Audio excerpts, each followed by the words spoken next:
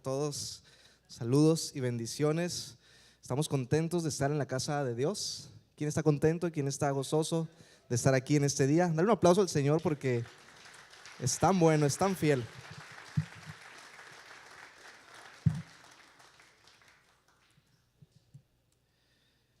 Es una bendición, hermanos, estar un domingo más aquí con todos ustedes, porque es un regalo divino el cantar y adorar a nuestro Dios. Y para mí es un gusto, es un enorme placer y un privilegio poder estar aquí compartiendo la palabra en mi iglesia, en mi casa. Cada vez que tenemos la oportunidad de predicar, cada uno de los que subimos aquí, es algo que hacemos con mucho ánimo, con mucha pasión y con mucho gozo, porque nos emociona ver el poder del mensaje del evangelio obrando en los corazones. No hay nada más gratificante para alguien que expone la palabra que ver cómo Dios transforma mentes, transforma corazones en aquellos que la reciben. Pero también nos emociona mucho el ver cómo por su gracia el Señor añade a personas nuevas cada semana a su iglesia.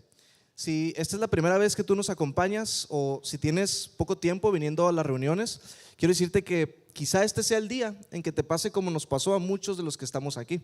Un día, todos o la mayoría llegamos a una iglesia sin saber lo que nos esperaba, pero nuestra vida cambió por completo cuando nos encontramos con el poder de Dios, el amor de Dios, su gracia a través de escuchar la palabra. Un día el Señor se manifestó y se reveló a nuestros corazones y nuestra vida cambió totalmente. Fue un antes y un después, y creemos que eso mismo el Señor quiere hacer el día de hoy. Así que nos da mucho gusto tenerte aquí en casa. Qué bueno que viniste y nos da mucho gusto conocerte. Te damos una cordial bienvenida. Y bueno, iglesia, vamos a continuar con esta fascinante serie que iniciamos ya hace 3 semanas atrás, basada en las 5 solas de la Reforma Protestante. 5 doctrinas que fueron recuperadas o rescatadas, por así decirlo, a través de varios hombres que Dios usó para que la iglesia de Cristo volviera a su forma original.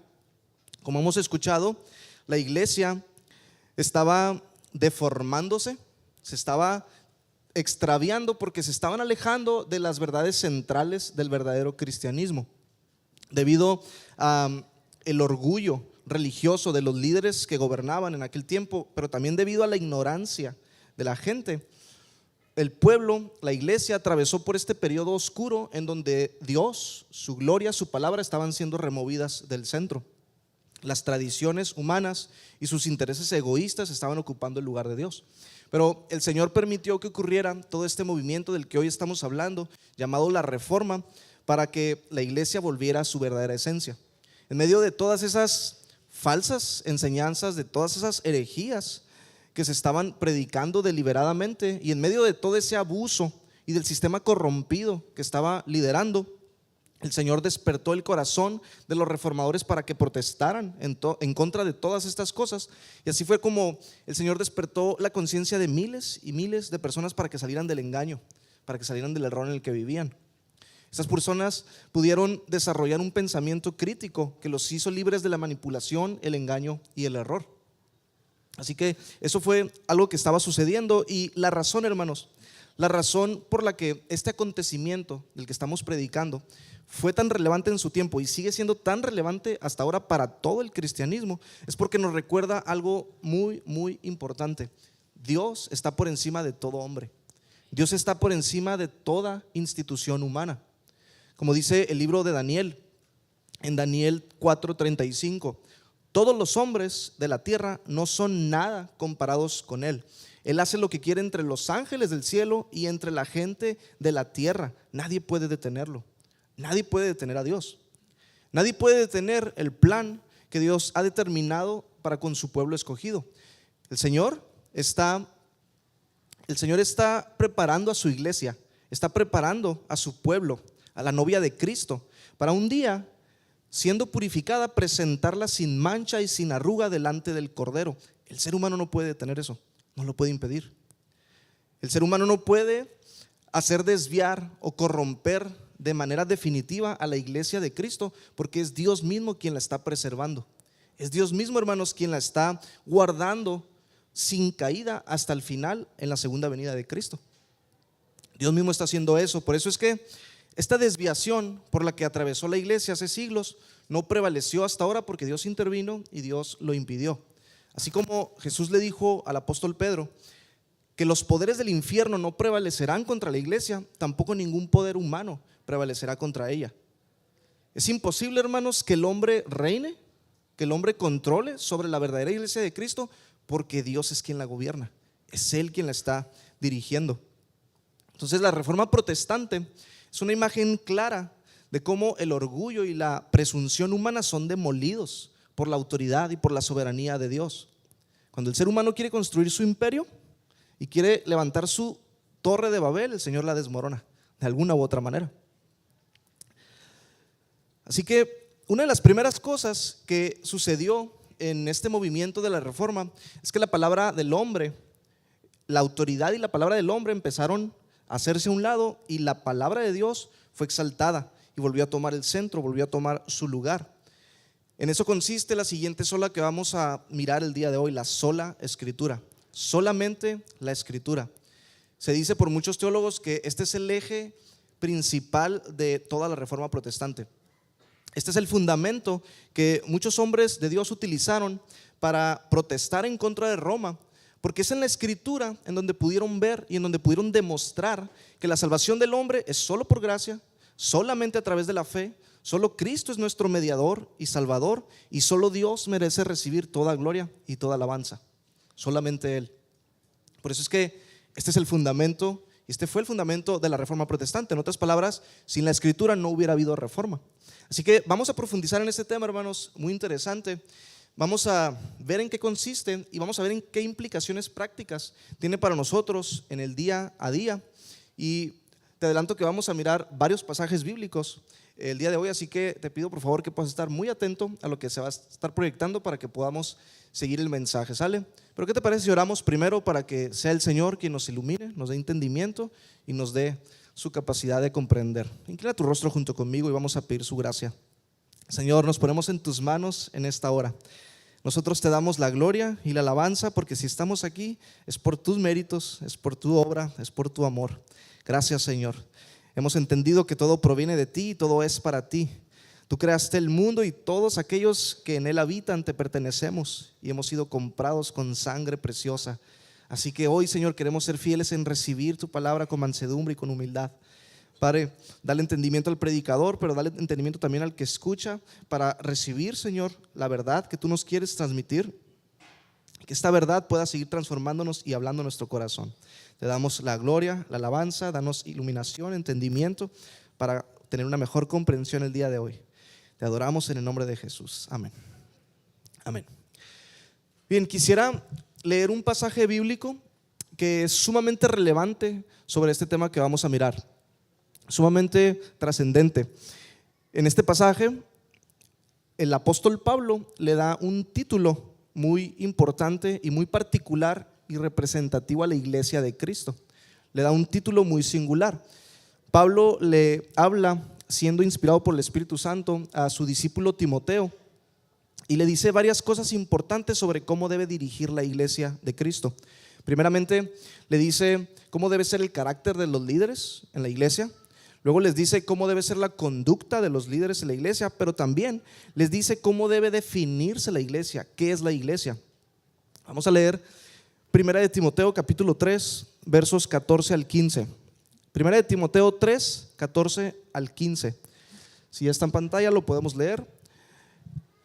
Primera de Timoteo 3, 15, dice el apóstol Pablo: esto te escribo, aunque tengo la esperanza de ir pronto a verte, para que si tardo sepas cómo debes conducirte en la casa de Dios, que es la iglesia del Dios viviente, columna y baluarte de la verdad.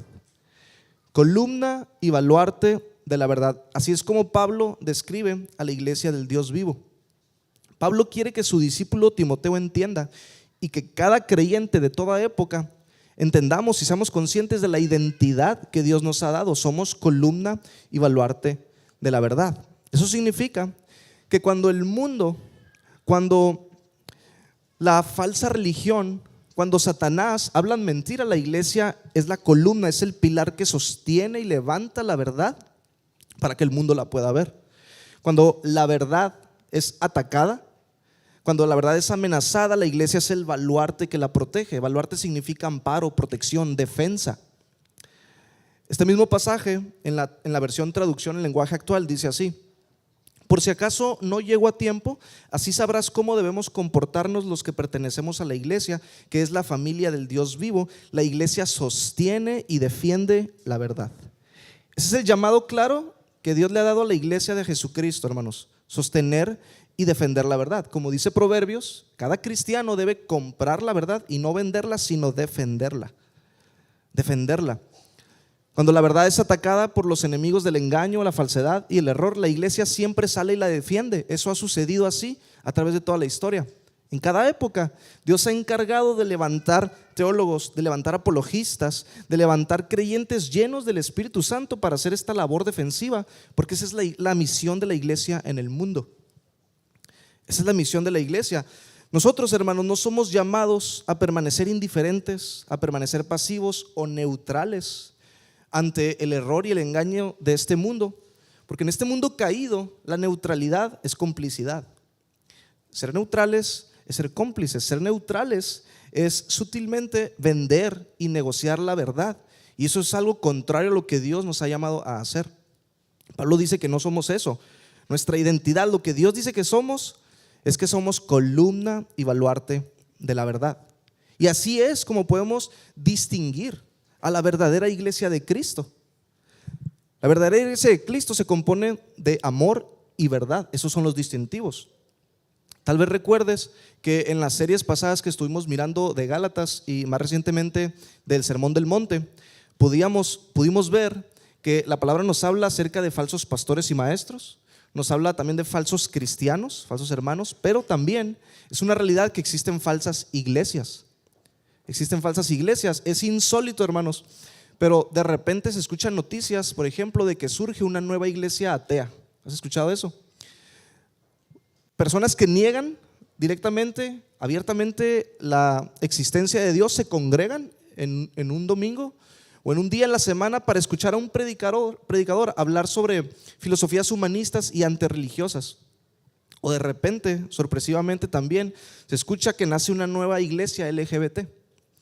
Lugares en donde supuestos pastores cristianos se declaran abiertamente homosexuales y el centro de su mensaje es la inclusividad de género. Lo preocupante o lo alarmante no es lo que creen o lo que enseñan, porque la falsedad y el error están en todas partes. Lo más preocupante es que estos grupos se hacen llamar iglesias, y muchos de ellos iglesias cristianas. Así es como pervierten la conciencia de muchas personas. Pero en base a lo que el apóstol Pablo nos dice, estas comunidades no son la verdadera iglesia. Estos grupos han diluido la verdad, han relativizado la verdad, han vendido la verdad, por lo que no puede ser la verdadera iglesia de Cristo. La verdadera iglesia, la real y verdadera iglesia de Jesucristo es sostén y defensa de la verdad. Sostén y defensa de la verdad. Por eso es que Pablo, cuando le escribe esto a su discípulo Timoteo, es muy específico y le dice la iglesia del Dios viviente. No cualquier iglesia, Timoteo, la iglesia del Dios viviente. Pablo es específico en hacer esta diferenciación, porque en aquel entonces también existían muchas asambleas que se autodenominaban iglesias, así que tenía que diferenciar lo falso de lo verdadero. Pablo dice que el sello de la iglesia auténtica es la verdad. También otro texto importante que nos habla de esta labor defensiva que debe hacer la iglesia ante el error es 1 de Pedro 3, 13 al 15. Vamos a leer 1 de Pedro, capítulo 3, versos 13 al 15. Observa lo que dice el apóstol Pedro en este pasaje. ¿Y quién les podrá hacer daño a ustedes si demuestran tener celo por lo bueno? Subraya la palabra celo. Pero aún si sufren por causa de la justicia, dichosos son. Y no tengan miedo por temor a ellos, ni se turben, sino santifiquen a Cristo como Señor en sus corazones, estando siempre preparados para presentar defensa ante todo el que les demande razón de la esperanza que hay en ustedes. En todo tiempo, en todo momento, el cristiano debe estar preparado para defender la verdad del cristianismo, porque de nuevo, ese es nuestro llamado. Y te hablo de todo esto, iglesia, porque eso fue justamente lo que pasó en el movimiento de la Reforma Protestante. Dios levantó a un hombre, Dios puso un celo en el corazón de un hombre para defender la verdad de la Escritura, para defender la Escritura. Cuando las enseñanzas antibíblicas de la falsa iglesia de Roma estaban siendo predicadas deliberadamente, cuando estaban siendo causa del engaño, el Señor despertó un celo en el corazón de Lutero para defender la verdad. Esto sucedió formalmente en 1521 en una reunión llamada la Dieta de Worms, como miramos el domingo pasado. Martín Lutero fue convocado, fue llamado a presentarse en un juicio organizado por Carlos V, no por un chocolate, sino por el emperador Carlos V. Este hombre era uno de los más imponentes de toda Roma, y en ese interrogatorio, en ese juicio, había muchas otras autoridades muy poderosas que estaban amedrentando, amenazando, intimidando a Lutero, pero con mucha valentía y con mucha convicción. Este hombre puso en alto las escrituras. Y yo sé que el pastor ya leyó las palabras que Lutero dijo en esta reunión el domingo anterior, pero quisiera citarlas nuevamente porque es impresionante, hermanos, cómo hace más de 500 años la palabra de Dios fue defendida públicamente. Escucha la declaración nuevamente que dijo Martín Lutero. Él dijo: a menos que se me convenza por el testimonio de las escrituras o por la claridad de la razón, porque no confío exclusivamente ni en el Papa ni en concilios, pues ya se sabe que frecuentemente fallan y se contradicen a sí mismos, estoy atado a las escrituras que he citado y mi conciencia es la palabra de Dios. Mi conciencia es la palabra de Dios. En pocas palabras, estando cara a cara, Lutero le dijo a todo el imperio de Roma: la Biblia está por encima de ustedes. Ustedes no son la máxima autoridad. La máxima autoridad es la palabra de Dios. Lutero sabía, hermanos, lo que eso le iba a costar. Él sabía el precio que estaba pagando. Él sabía que eso le iba a costar mínimamente la persecución o, en el peor de los casos, la muerte. Sin embargo, hizo eso porque tenía una profunda convicción de comprar la verdad y no venderla. Él no la iba a vender por algún buen cargo o posición que le pudieran ofrecer en el clero.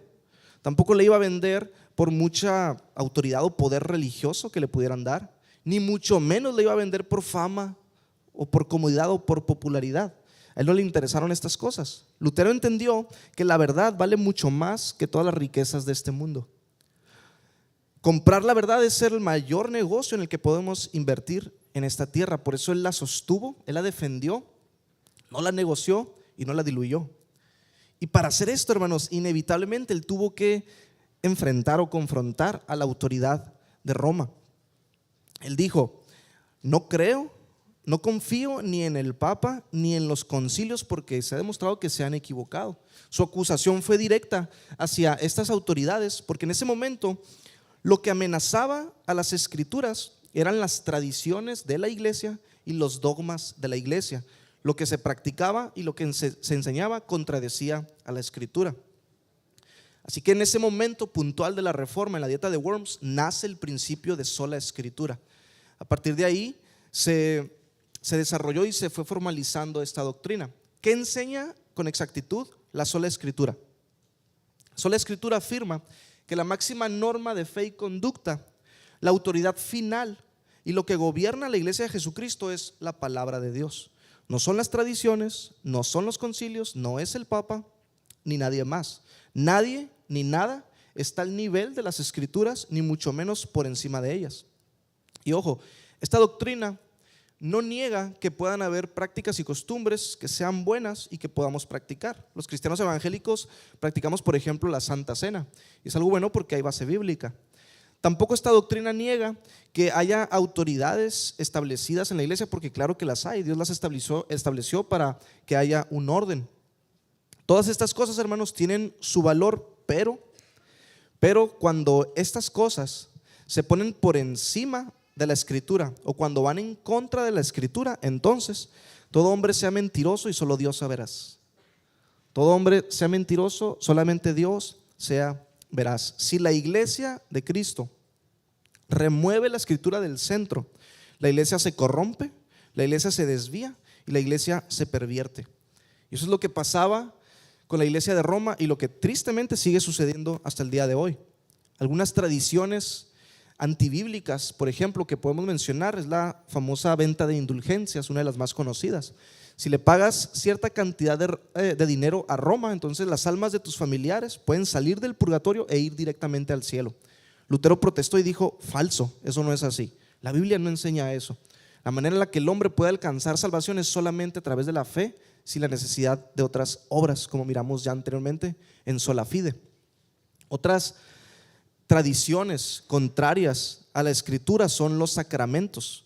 Los sacramentos son rituales o celebraciones litúrgicas que se llevan a cabo en las misas, como por ejemplo la Eucaristía, una de las más importantes para el catolicismo.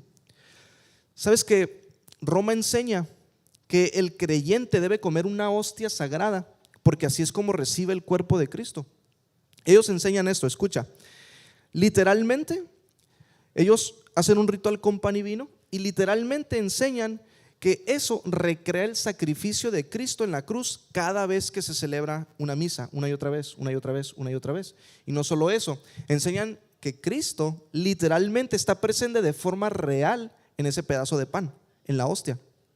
Escucha nada más lo que el sacerdote católico John O'Brien dijo describiendo la Eucaristía. Él dijo esto: cuando el sacerdote pronuncia las tremendas palabras de la consagración, o sea, cuando levanta el pan, la hostia y lo bendice, él llega a los cielos, trae abajo a Cristo de su trono y lo pone en nuestro altar para ser ofrecido de nuevo como víctima por los pecados del hombre. El sacerdote trae a Cristo desde el cielo y lo hace presente en nuestro altar como la eterna víctima por los pecados del hombre, no una sola vez, sino 1000 veces. El sacerdote habla y he aquí Cristo, el Dios eterno y omnipotente, inclina la cabeza en humilde obediencia a la orden del sacerdote. Wow. Esta herejía es una falsa y errada interpretación de Juan capítulo 6. En Juan capítulo 6 Jesús dijo: el que bebe mi sangre y el que come mi sangre tiene vida eterna.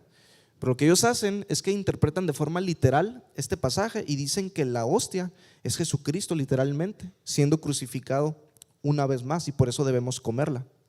Evidentemente esto contradice directamente lo que la enseñanza de la Escritura nos provee. Hebreos 10:12 dice que Cristo, habiendo ofrecido una vez para siempre un solo sacrificio por los pecados, se ha sentado a la diestra de Dios. Romanos 6:9 al 10 dice que Cristo fue levantado de entre los muertos y murió y nunca más volverá a morir, porque la muerte ya no tiene ningún poder sobre él. Cuando él murió, murió una sola vez y para siempre. Hermanos, es totalmente absurdo y blasfemo decir que Cristo está siendo crucificado en cada misa una y otra vez y decir que Él está presente en un pedazo de pan.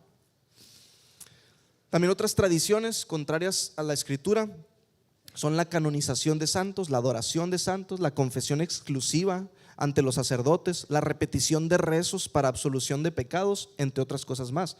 Todas estas prácticas no tienen ningún fundamento bíblico, pero no solo eso, son antibíblicos, porque van en contra directamente de lo que la Escritura enseña. Y lo más impresionante es que en su misma Biblia ellos pueden ver el pasaje donde Jesús condena y reprende a los fariseos por hacer esto.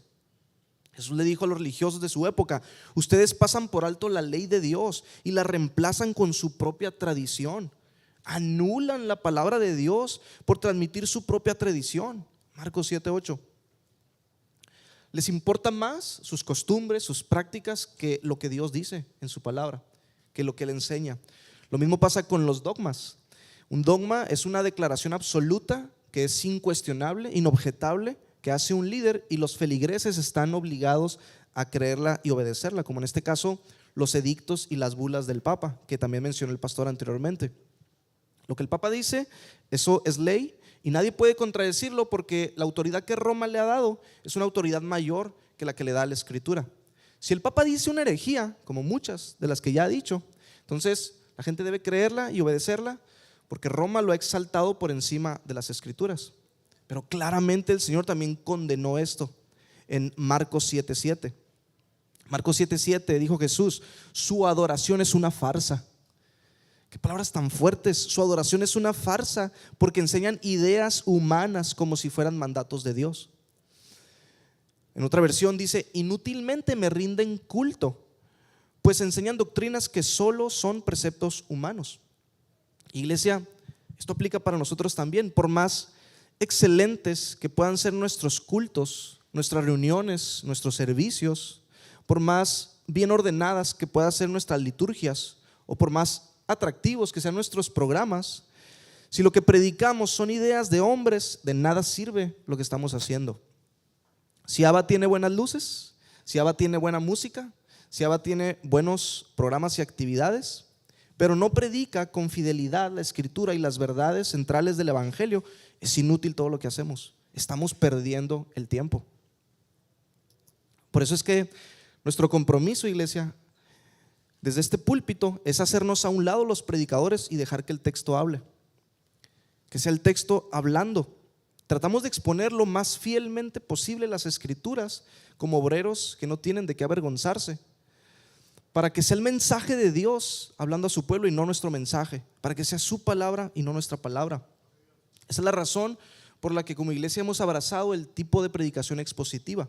En este método nosotros no ponemos nuestras ideas sobre el texto, sino que extraemos las ideas de Dios sobre el pasaje que se está exponiendo.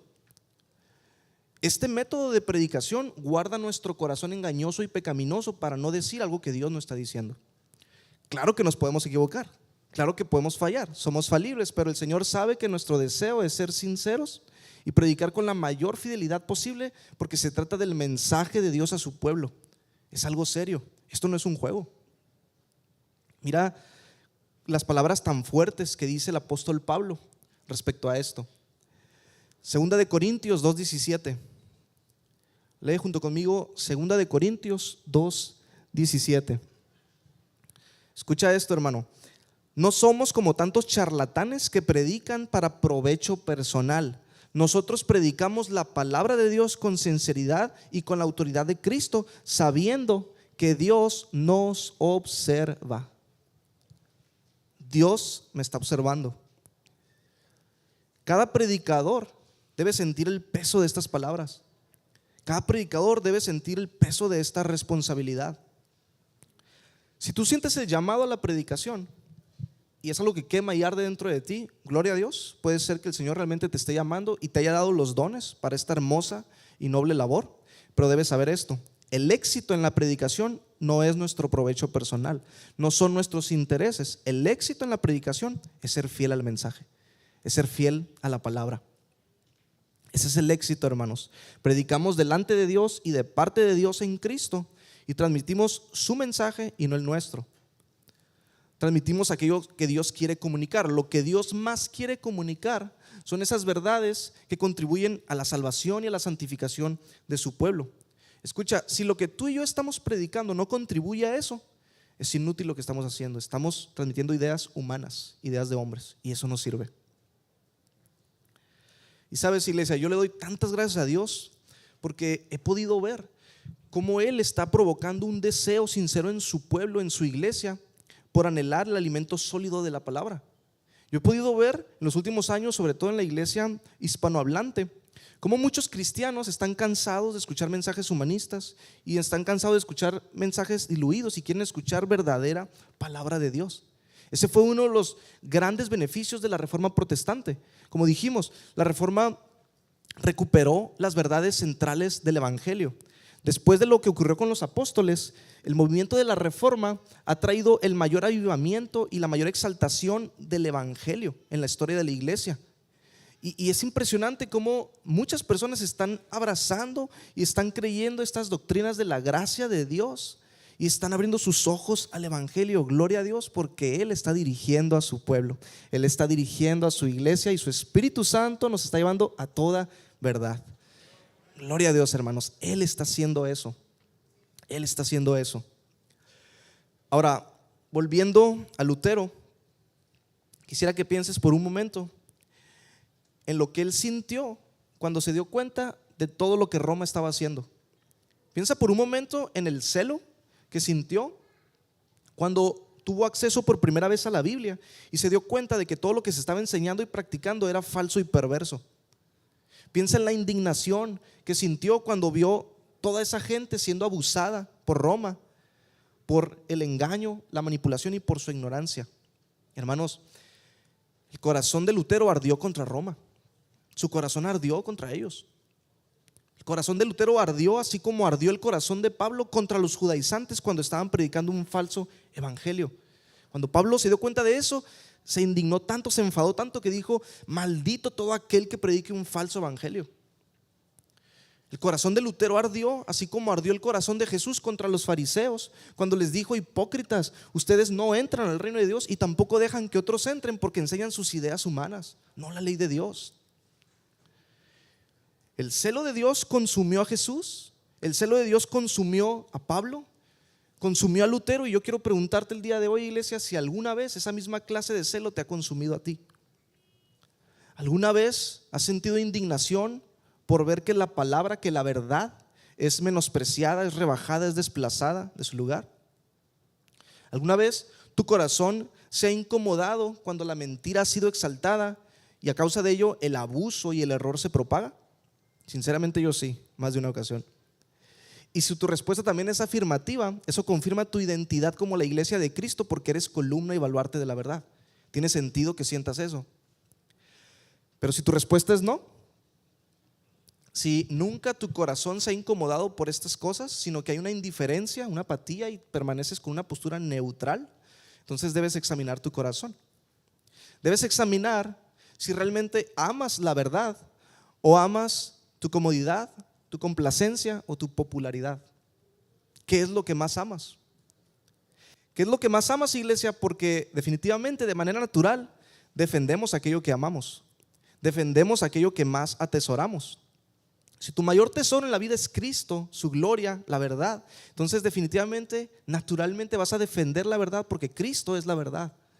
Él es el camino, la verdad y la vida. Y esto es importante reflexionar y profundizar, porque Dios nos ha dado un llamado como iglesia. Necesitamos ser conscientes, hermanos, que la verdad sigue siendo atacada. No terminó eso de suceder en la Reforma. La verdad sigue siendo atacada y seguirá siendo atacada, y muchas veces aún dentro de nuestras propias iglesias. No es algo nuevo decir que dentro de muchos círculos evangélicos también sucede que la palabra de Dios no es la máxima autoridad, sino las ideas de hombres. La máxima autoridad es la palabra del pastor, del apóstol o del profeta, y todo gira en torno a lo que ellos digan. En muchos lugares se usa la Biblia, pero no se predica la Biblia. Se predica legalismo, moralismo, humanismo, pero no el evangelio. Por otro lado, es impresionante, en serio, es increíble, hermanos, la proliferación que se ha dado de falsos apóstoles, maestros, falsos profetas que han surgido en los últimos años. Están saliendo como topos debajo de la tierra por todas partes. Personas que deliberadamente, desvergonzadamente tuercen las escrituras para engañar y para manipular. Por cierto, un falso maestro, cosa curiosa, nunca va a abrazar el principio de sola escritura porque no le conviene. Nunca lo va a hacer.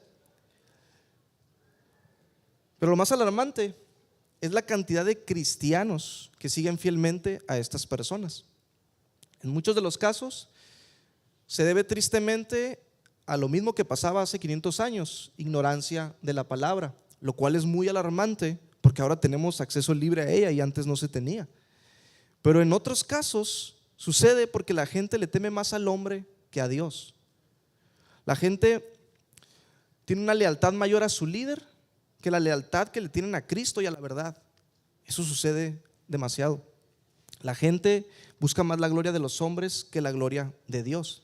Pero yo estoy convencido, hermanos, yo tengo la profunda y firme convicción de que todo aquel que le pertenece a Cristo, sí o sí, tarde o temprano, va a ser guiado por el Espíritu de Dios a la verdad. A la verdad. Tarde o temprano el Señor abrirá sus ojos a las verdades del evangelio, porque el Señor es tu buen pastor y Él te guía a pastos verdes y Él guía a su rebaño y a sus ovejas. Gloria a Dios. Tal vez, hermanos, en algún momento eso nos pasó a ti y a mí.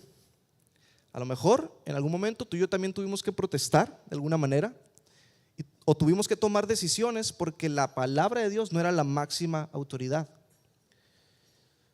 Si ese es tu caso, si en algún momento tuviste que salir de algún lugar así, quiero decirte con mucho temor y respeto que tomaste una decisión sabia, tomaste una decisión correcta.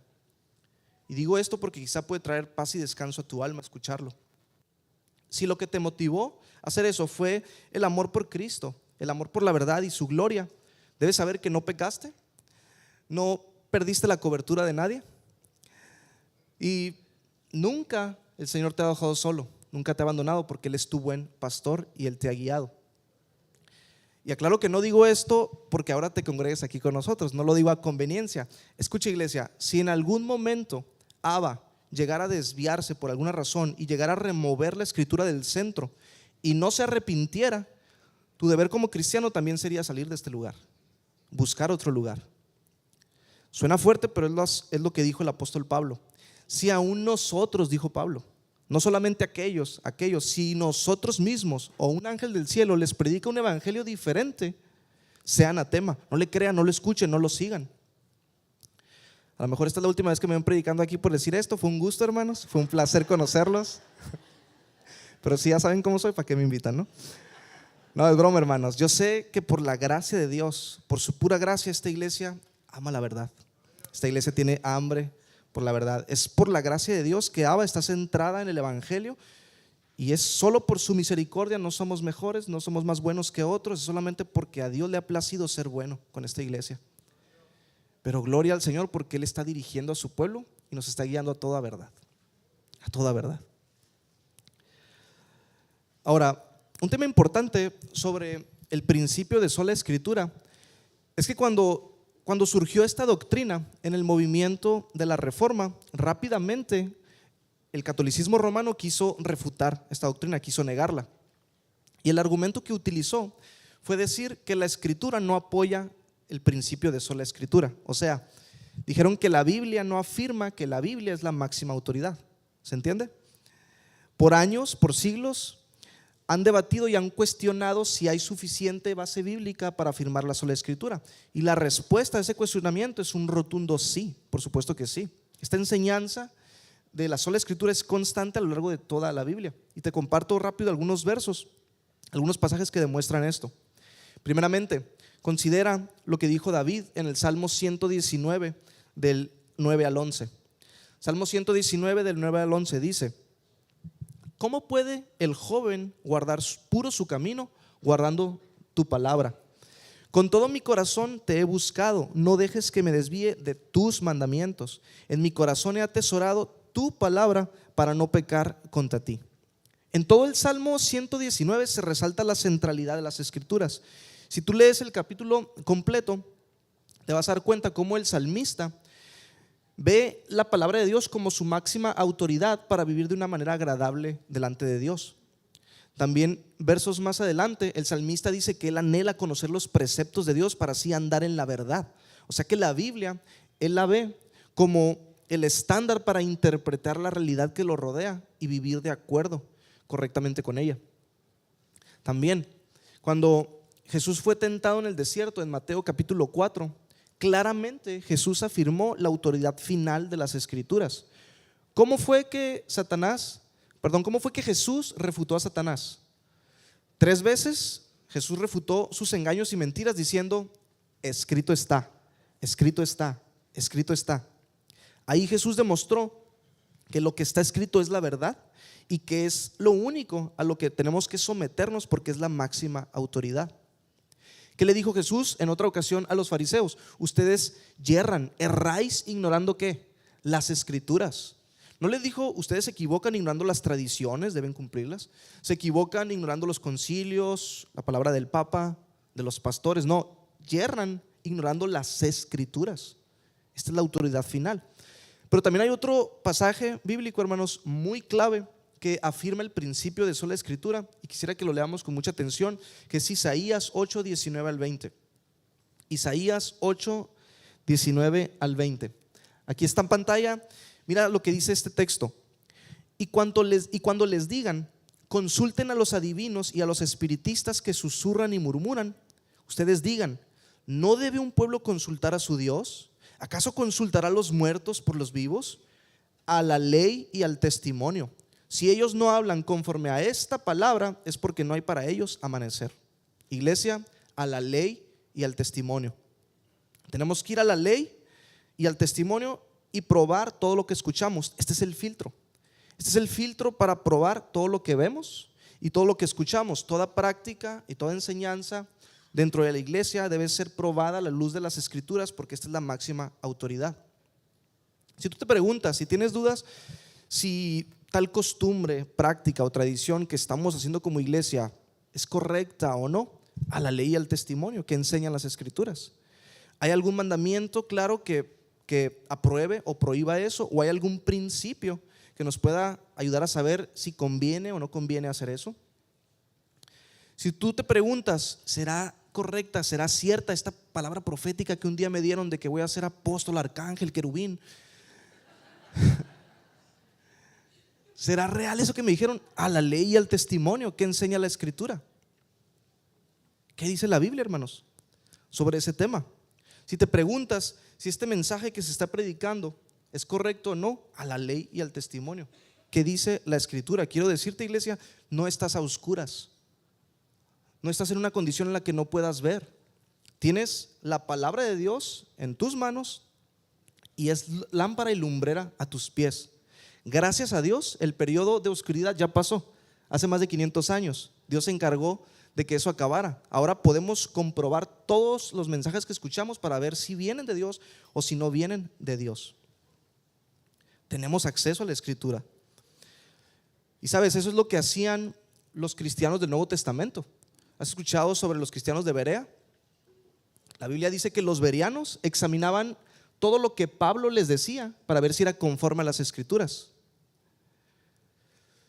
Pregunta, hermanos, ¿cómo llamó Pablo a los bereanos por filtrar todo por medio de la Biblia?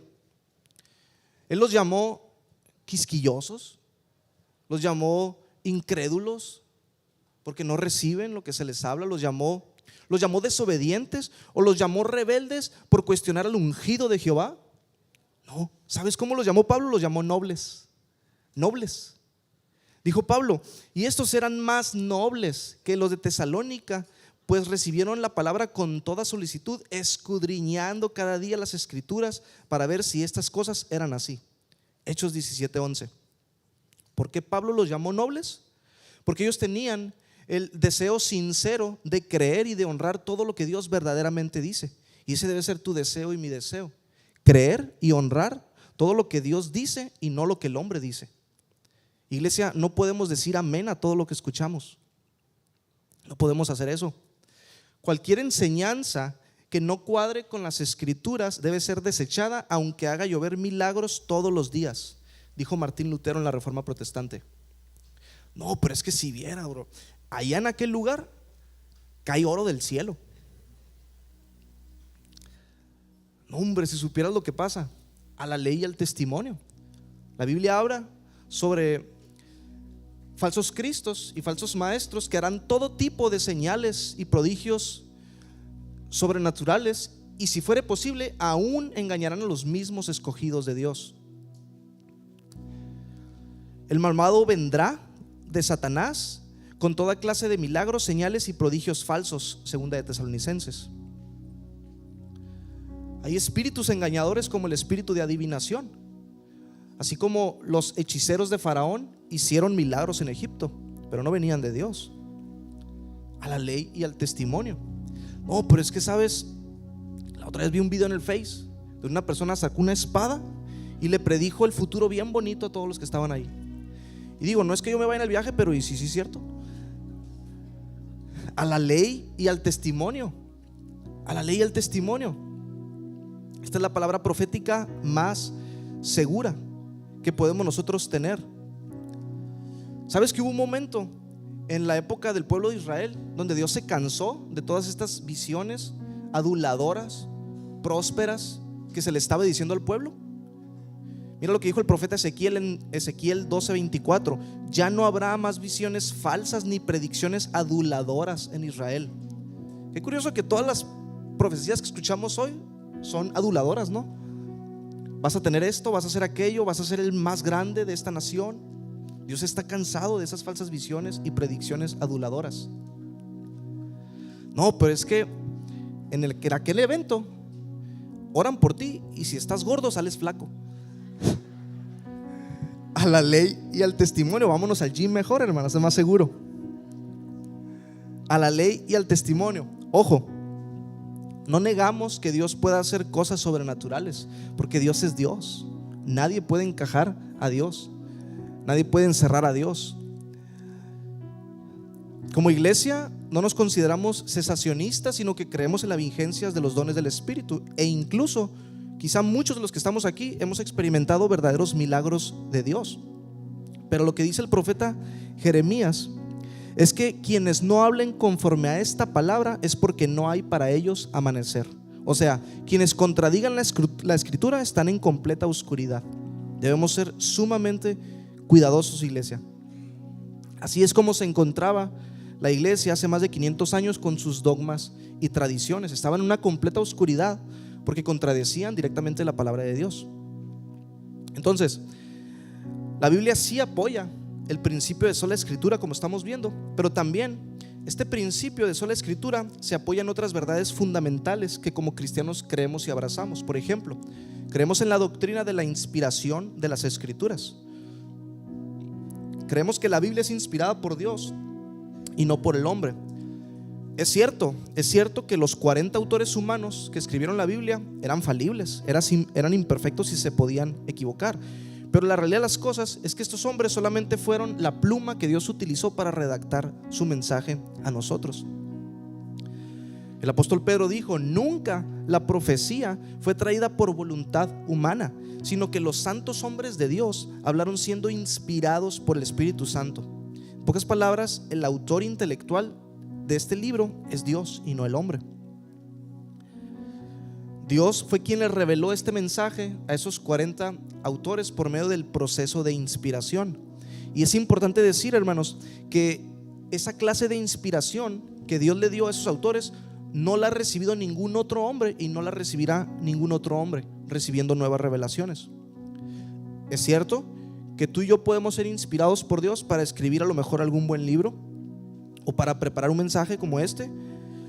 Yo confié en el Señor esta semana, preparando el bosquejo y orando y buscándolo, pidiéndole que fuera Él quien me inspirara, y por fe confío que así es. Pero la inspiración que Dios le dio a esos 40 autores es una inspiración diferente, fue una inspiración canónica, fue una inspiración que está por encima de cualquier otra inspiración que pueda recibir el hombre. Por eso es que creemos que ni lo que diga el Papa, ni lo que diga un pastor, ni lo que digamos nosotros está al nivel de las escrituras, ni mucho menos por encima de ellas. Solamente esto es inspiración de Dios en ese sentido. También creemos, iglesia, creemos en la doctrina de la inerrancia de las escrituras. La Biblia no contiene errores. Aunque hay muchas personas por ahí diciendo que la Biblia se contradice a sí misma en muchos pasajes, la realidad es que esos pasajes, muchos de esos textos, tienen una explicación contextual. Cuando revisamos el contexto histórico, cultural, bíblico y de otros tipos, fácilmente podemos resolver esas aparentes contradicciones. También hay muchos textos que no contradicen a otros, sino que los complementan añadiendo más información. ¿Sabes cuál es el problema? El problema es que muchos ateos que hay por ahí en internet ni siquiera han leído personalmente la Biblia y mucho menos se han dado a la tarea de escudriñarla. Solamente repiten como loros lo que otros andan diciendo por ahí, pero no se han dado a la tarea de profundizar en este libro tan valioso y tan especial que Dios nos ha dado. Tampoco la Biblia, hermanos, menciona ningún dato ficticio o ningún dato falso. Es impresionante, no hay tiempo para esto, por supuesto, porque es un tema muy extenso, pero es impresionante cómo la Biblia una y otra vez ha demostrado su precisión histórica, científica, filosófica, y ha permanecido consistente con cada nuevo hallazgo arqueológico que ha surgido. Es impresionante en ese sentido. Hay muchísima evidencia racional para poder confiar en la exactitud de las escrituras.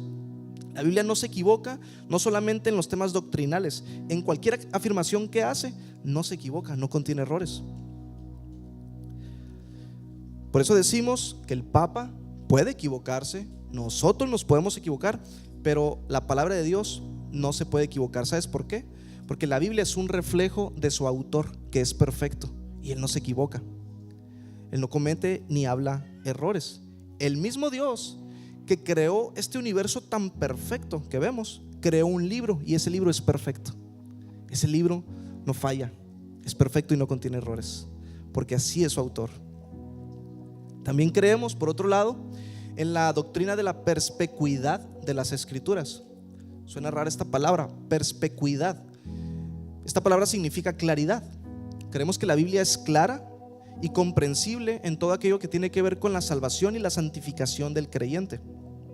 Escucha lo que dijo David en el Salmo 119, 130. Salmo 119, 130 dice: la enseñanza de tu palabra da luz, de modo que hasta los simples pueden entender. ¿Quiénes pueden entender la palabra? Hasta los simples, todos. ¿Sabes qué fue lo que dijo Roma?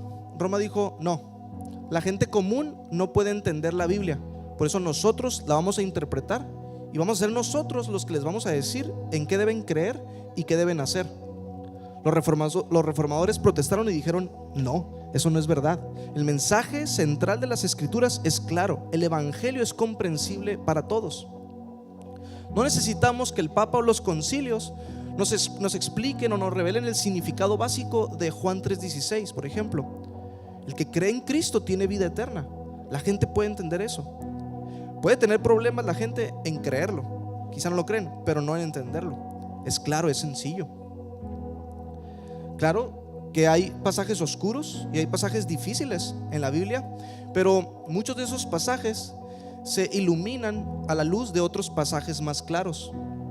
A través de un correcto estudio hermenéutico podemos resolver muchos de los dilemas o de los cuestionamientos en pasajes difíciles de la Biblia. Hay uno que otro pasaje en la Escritura que quizá nunca podamos entender a la perfección porque hablan misterios y sobrepasan nuestra capacidad de razonamiento. Pero de nuevo, hermanos,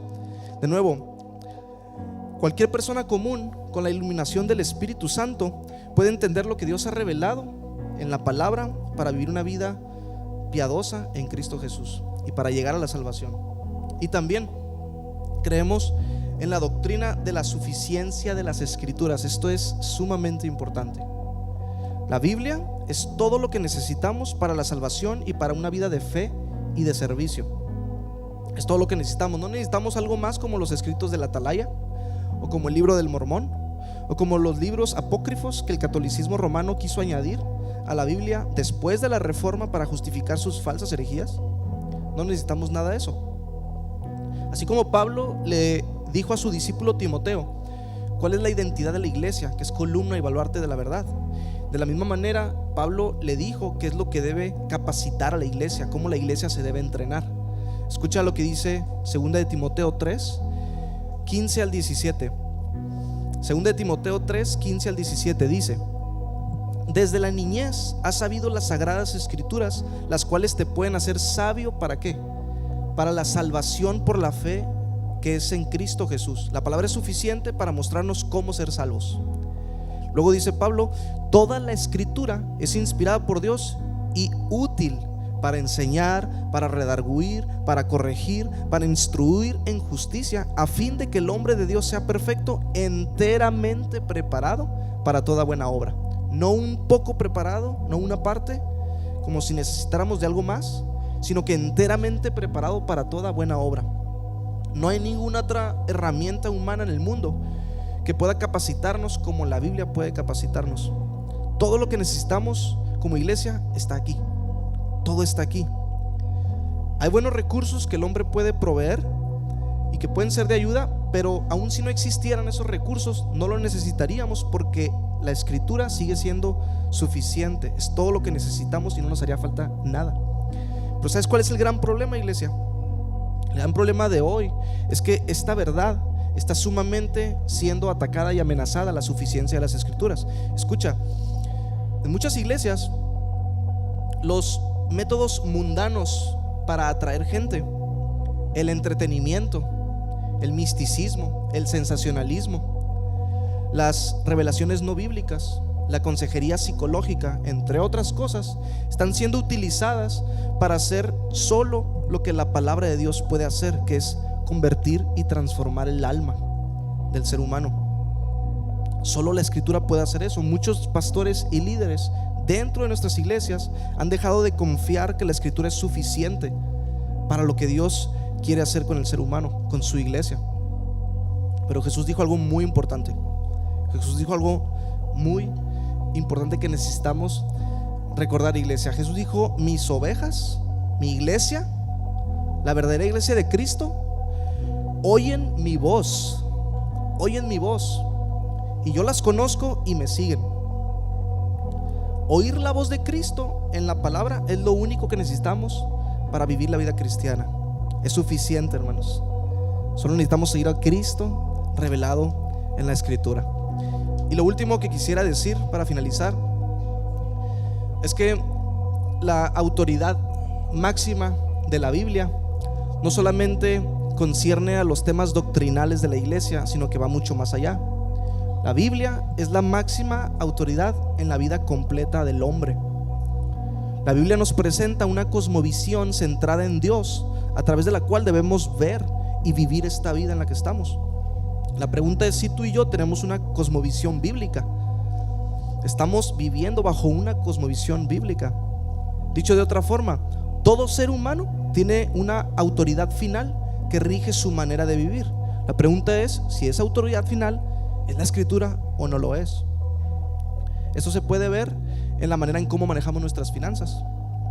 Esto se puede ver en cómo tratamos a nuestro cónyuge. Se puede ver en cómo educamos a nuestros hijos. Esto se puede ver en la manera en la que nos relacionamos en el trabajo con nuestros compañeros y con nuestros jefes, en nuestras iglesias con nuestros hermanos, en la escuela, en cualquier parte. Puede ser, hermano, puede ser que la palabra de Dios en tu vida no esté siendo la máxima autoridad, sino tus emociones. Quizá lo que sientes determina cómo piensas y cómo actúas. Cuando la depresión te dice que no te levantes de la cama y que no te congregues y que no ores y que no leas la Escritura, debes tomar una decisión de si obedeces a ese sentimiento o obedeces a lo que la Biblia dice, que es muy distinto. ¿Cuál es tu máxima autoridad? Puede ser también que la Escritura no sea la autoridad final en tu Biblia, sino tu razonamiento. A lo mejor cuando lees algunas cosas de la Biblia dices, no se me hace muy lógico lo que dice aquí, creo que mi manera de pensar es más coherente. Pero debes tomar una decisión de si te sometes a la Escritura o a tu propia inteligencia, porque Proverbios dice no confíes en tu propia inteligencia. O puede ser también, hermanos, que quizá la Biblia no es tu máxima autoridad en la vida, sino los impulsos de tu carne. La Biblia dice que el sexo ilícito, las relaciones sexuales fuera del matrimonio están prohibidas, pero quizá tú sigues manteniendo esa relación pecaminosa. La Biblia prohíbe la pornografía, pero quizás es algo que sigues consumiendo. Debes tomar una decisión a qué te vas a someter, a la Escritura o a las pasiones y deseos de tu carne. Iglesia, los cristianos también tenemos que arrepentirnos, porque de muchas maneras hemos contradicho la Escritura con nuestra manera de vivir. Necesitamos buscar al Señor, necesitamos rendir todas las áreas de nuestra vida para que la Escritura realmente gobierne cada aspecto de nuestro diario vivir. Necesitamos crecer en nuestra dependencia del Señor para que Él siga grabando su ley y siga martillando en nuestros corazones para que sea lo que rija cada aspecto de nuestra vida. ¿Sabes cuál es la buena noticia? Que el Espíritu Santo está obrando en ti y en mí para que eso pueda suceder. El Señor nos está llevando a que cada día más tomemos en serio este libro, tomemos en serio la Escritura. Quizá cuando tomes en serio la palabra de Dios te van a llamar religioso, fanático, legalista, pero no hay nada mejor que vivir conforme a esta verdad. No hay nada mejor que vivir conforme a la verdad de la Escritura, conforme a la autoridad de Dios sobre nuestras vidas. Cierro con este último pasaje bíblico de algo que dijo David en el Salmo 138:2. Salmo 138:2.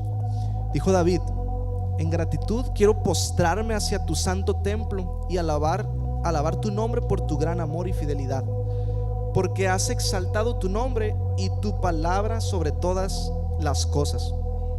¿Quién es el que ha exaltado su nombre y su palabra por encima de todo? Dios mismo. En última instancia, no fue Lutero el que hizo esto en la Reforma, él solo fue el instrumento. Los reformadores no crearon el principio, no inventaron el principio de sola escritura. Ellos solamente fueron dirigidos por el Espíritu de Dios para poner la Biblia en el lugar que le corresponde. Fue Dios, hermanos, quien se encargó de que hoy tú y yo podamos conocer a Cristo por medio de la palabra, que podamos conocer que Él es el sacrificio justo por nuestros pecados para ser salvos, para amarlo, para adorarlo, para servirlo y para vivir nuestras vidas completamente rendidas hacia Él. Fue Dios quien hoy permite que podamos ver la gloria de Cristo en este espejo que nos muestra, para que seamos transformados cada día más a su imagen y a su semejanza.